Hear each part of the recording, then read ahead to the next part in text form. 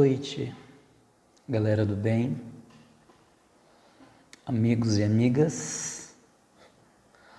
Aqui estamos nós para a continuação do estudo do capítulo 11 do livro do Apocalipse. O título do capítulo é As Duas Testemunhas, mas eu sinto que nós vamos demorar para chegar nas duas testemunhas, uma vez que no último vídeo nós falamos apenas e tão somente o verso 1. E hoje nós vamos falar apenas e tão somente o verso 2. Todavia, eu vou ler rapidamente os dois versos e depois nós vamos explicar o segundo, porque o primeiro já foi explicado no vídeo anterior, ok? Vamos lá. Apocalipse capítulo 11, verso 1. Abra sua Bíblia e acompanhe comigo, por favor. Deram-me um caniço semelhante a uma vara de medir e me disseram: vá e meça o templo de Deus e o altar, e conte os adoradores que lá estiverem. Exclua, porém, o pátio exterior, não o meça, pois ele foi dado aos gentios. Eles pisarão a cidade santa durante 42 meses. Então foi dito a João para medir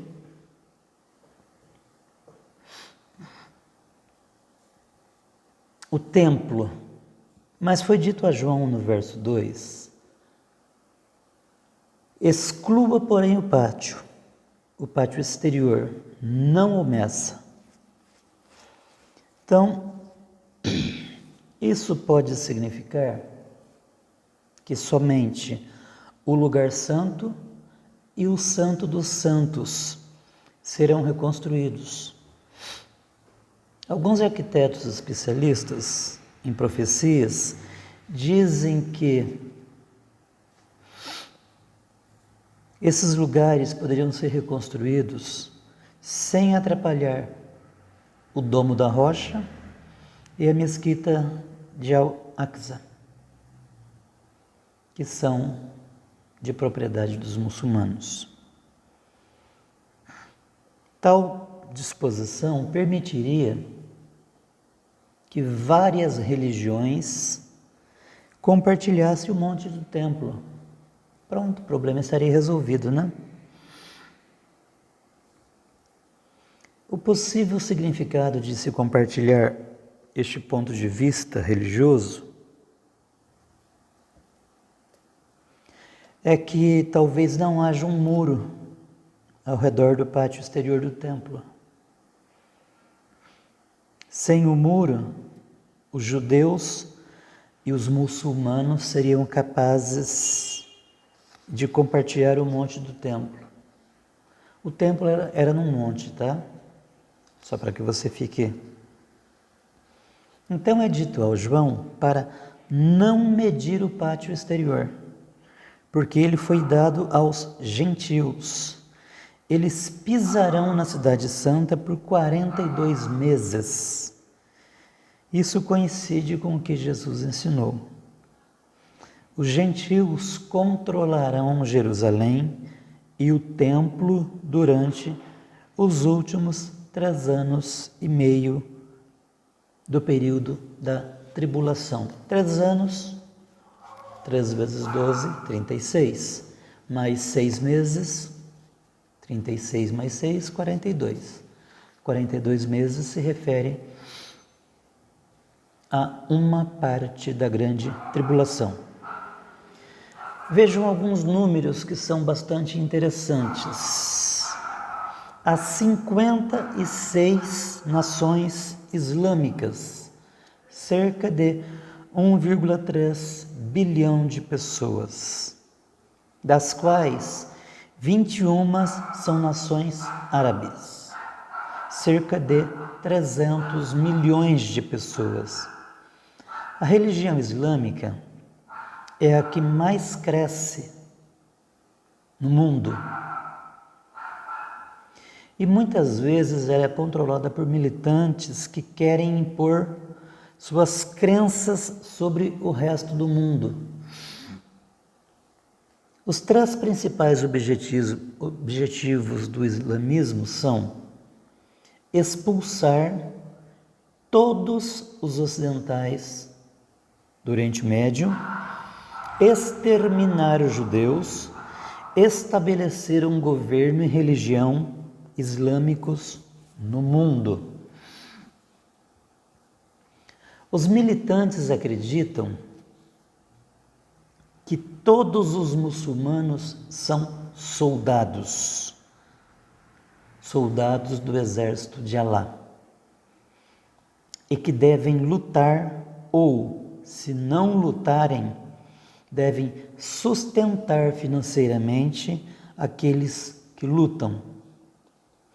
Eles acreditam que todos os que não são muçulmanos são seus inimigos e devem ser forçados a se submeter ao islamismo.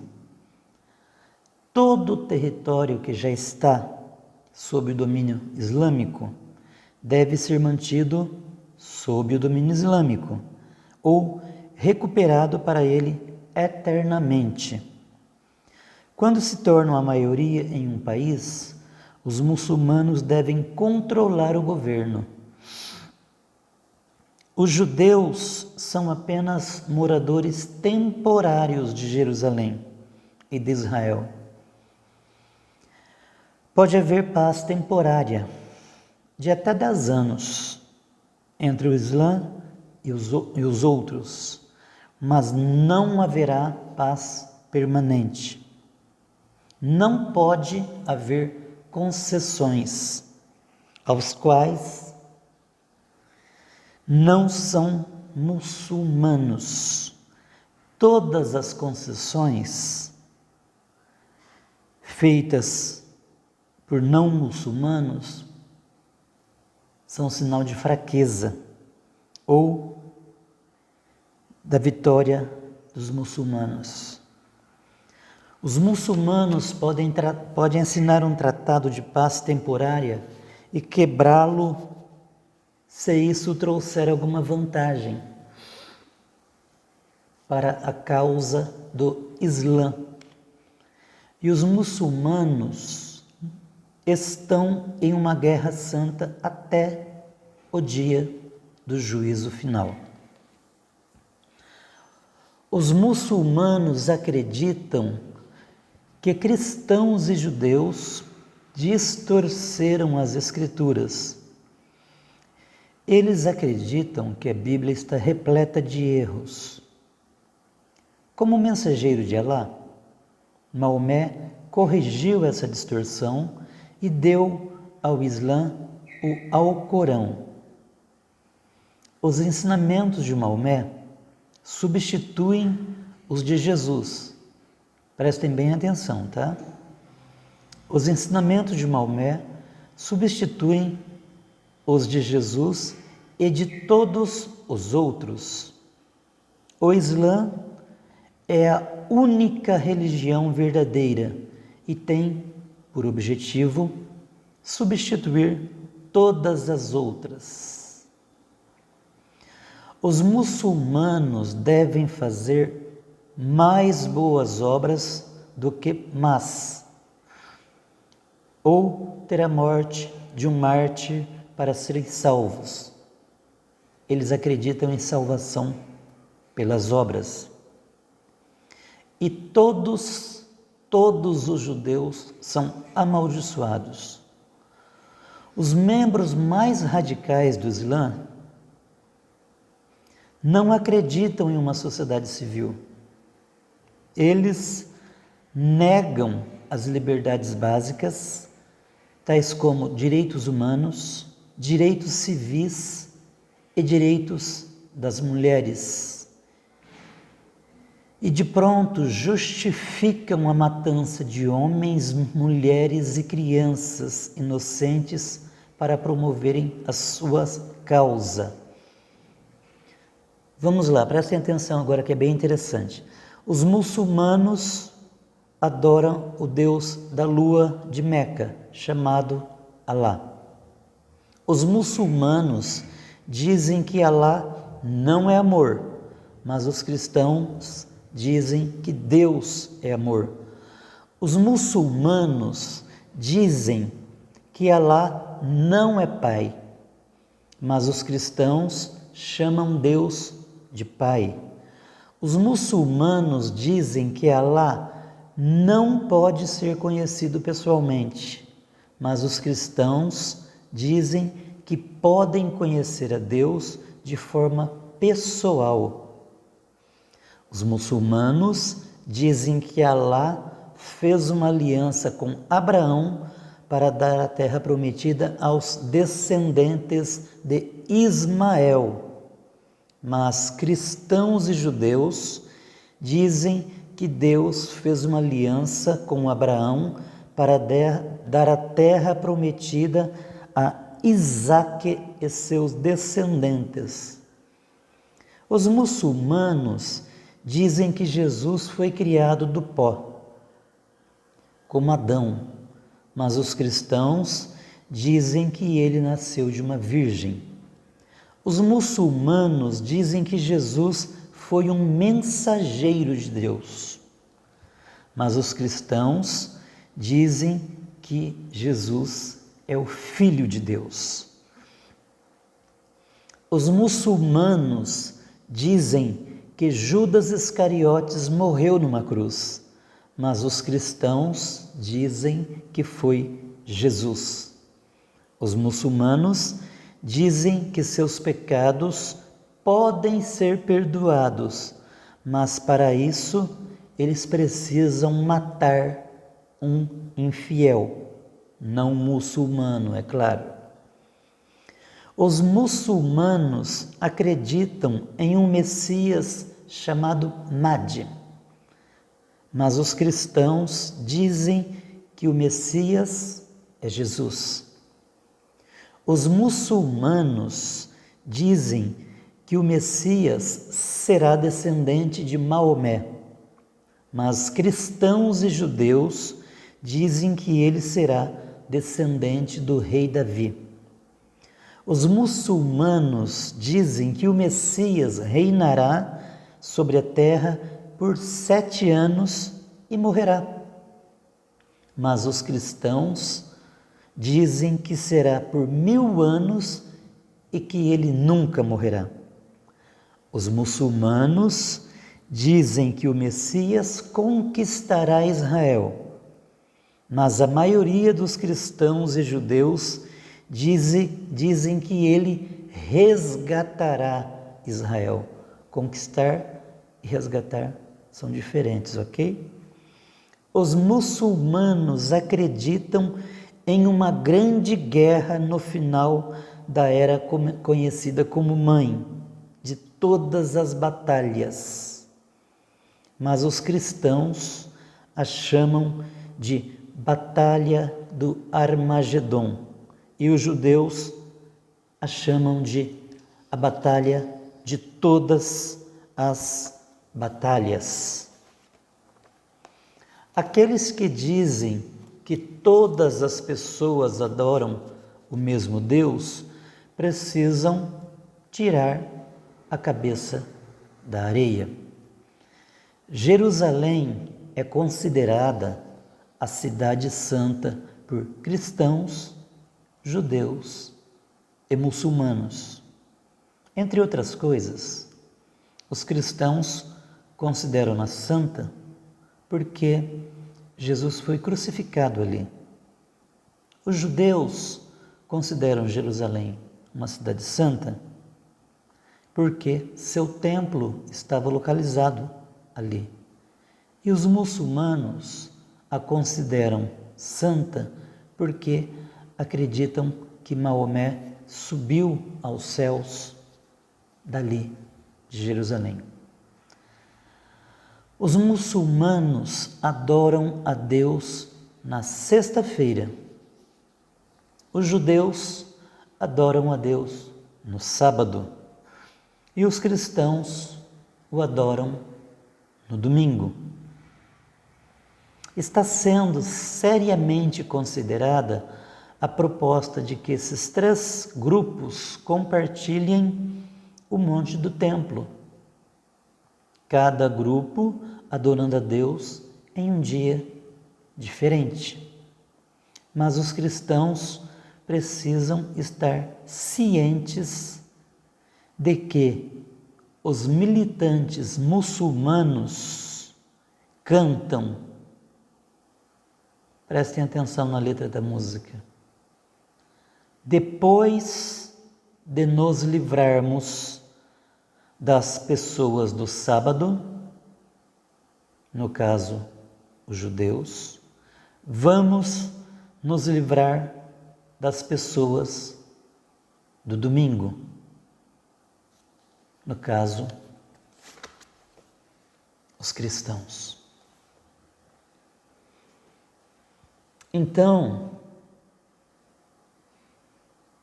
possivelmente eu vou falar o capítulo 11, verso a verso. E vocês tenham um pouco de paciência comigo, porque é muito complexo, é muito profundo. Observem tudo o que está acontecendo lá em Israel, na Palestina. Foi feito um acordo de paz, e eu vou falar o nome e sobrenome do elemento, que muito provavelmente será o anticristo, antimessias, a besta, enfim, como você quiser. Jared Kushner. Este elemento é um empresário muito bem sucedido. Seu pai tem uma das maiores construtoras do planeta e ele é simplesmente o genro de Donald Trump, o presidente dos Estados Unidos da América. Foi oferecido um acordo de paz, eu tratei sobre isso nas apostilas. Aliás, se você quiser ler as apostilas, agora em junho, a primeira apostila faz 1 ano. Mais de 1 milhão de pessoas leram a primeira apostila. Em julho, nós fizemos a segunda apostila. A primeira tem 35 páginas, a segunda tem 43. E pela graça de Deus e para a honra e glória de Deus, eu posso dizer a vocês que milhões de pessoas leram as 2 apostilas que o Silvio escreveu. Então, Jared Kushner ofereceu um acordo de paz para judeus e palestinos, coisa básica, 50 bilhões de dólares. Sabe por quê? Porque eles querem que haja paz.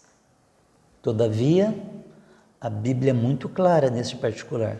Quando disserem há, esse há é com H, há de haver, há paz e segurança, então lhes sobrevirá repentina destruição. O mundo todo está voltado para a Palestina, o mundo todo está voltado para Israel. E por um motivo muito simples, muito óbvio, estamos vivendo os últimos dias da igreja na face da terra. O anticristo está pronto para começar a reinar. Ele apenas não começou a reinar ainda porque há algo que o impede.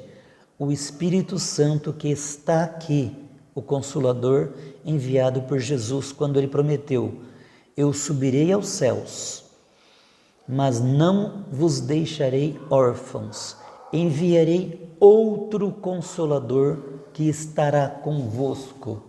Todavia, este Consolador, o Espírito Santo, será retirado juntamente com a igreja quando do arrebatamento.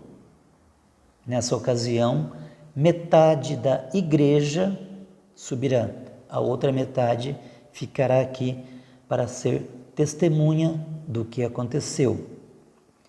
Quando você lê na Bíblia ou você ouve alguém falando que o mundo não vai acabar antes que o Evangelho seja pregado para toda criatura, não acredite nisso, isso é mentira. Estão falando bobagem. As pessoas não sabem ler. A Bíblia é muito clara, este Evangelho do reino, será pregado a todos os povos, então virá o fim.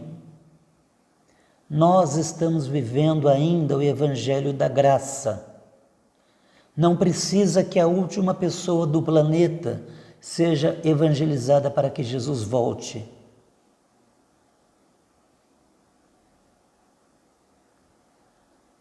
Então fica assim, Jesus desce e arrebata a igreja. Num piscar de olhos, como um relâmpago sai do Oriente e se mostra até o Ocidente. Será muito rápido. A igreja, a noiva, que estará nas bodas do Cordeiro durante 7 anos, enquanto aqui na terra acontece a grande tribulação. Os 144 mil selados, que nós já falamos deles, 12 mil de cada uma das 12 tribos de Israel, serão os responsáveis para pregar o evangelho do reino durante a grande tribulação. E aí, milhões de pessoas serão salvas. É muito óbvio acreditar assim. Por quê? Porque se você é crente, frequenta uma igreja, se você vai numa missa e você ouve dizer que Jesus vai voltar, e de repente Jesus volta e você fica, você vai dar crédito, poxa, era verdade tudo que falavam. Já que Jesus voltou e arrebatou a igreja, tudo que está escrito, tudo que estão dizendo, então vai acontecer. Só que a má notícia, meu querido, é que você vai ter que pagar pela salvação com a sua vida. E eu espero sinceramente que você não esteja aqui após o arrebatamento da igreja, ok? Então fica assim. Este foi o segundo verso do capítulo 11 do livro do Apocalipse. E eu espero sinceramente que você tenha gostado, porque eu estou fazendo isso por você, ok? Deus te abençoe, tenha uma boa noite.